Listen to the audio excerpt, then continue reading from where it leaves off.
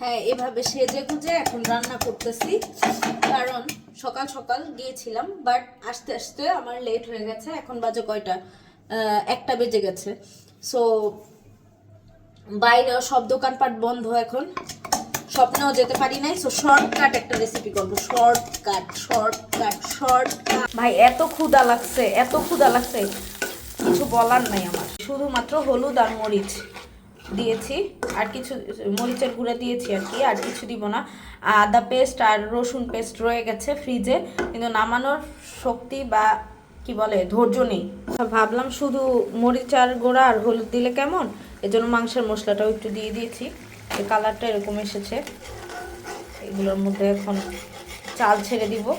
আজকে বিজয় দিবস, আর বাইরে এমন গান চলতেছিল, কপিরাইট আসবে, যে জন্য এখন আমার ভয়েসটা দিতেই হবে। চাল ডাল দিয়ে দিলাম একসাথে, কতগুলা খিচুড়ি টাইপ রান্না করবো আর কি। খিচুড়ি না কি জানি, আল্লাহ জানে। তারপর গতকালকে রান্না করা ছোলা ছিল, সেগুলোও দিয়ে দিয়েছিলাম, দিয়ে একসাথে নেড়েচেড়ে মিক্স আপ করে নিলাম। ইনস্ট্যান্ট রান্না ডান।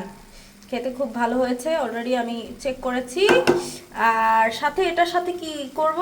অবভিয়াসলি ডিম ভাজি, সিদ্ধ ডিম ভাজি, বুট, ডিম ভাজি ভাত, ডিম ভাজি তরকারি, ডিম ভাজি আলু ভর্তা, ডিম ভাজি খিচুড়ি, ডিম ভাজি পোলাও, ডিম ভাজি। চলো খাবারের রিভিউ দেই।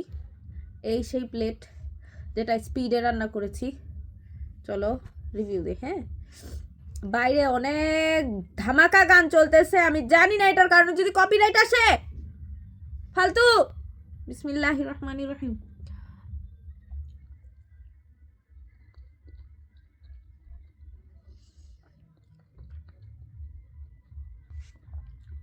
As usual, I'm the best.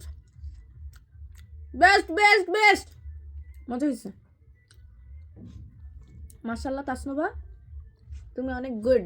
মাঝে মধ্যে নিজের হাত নিজের দেখতে ইচ্ছে করে, রান্নার হাত।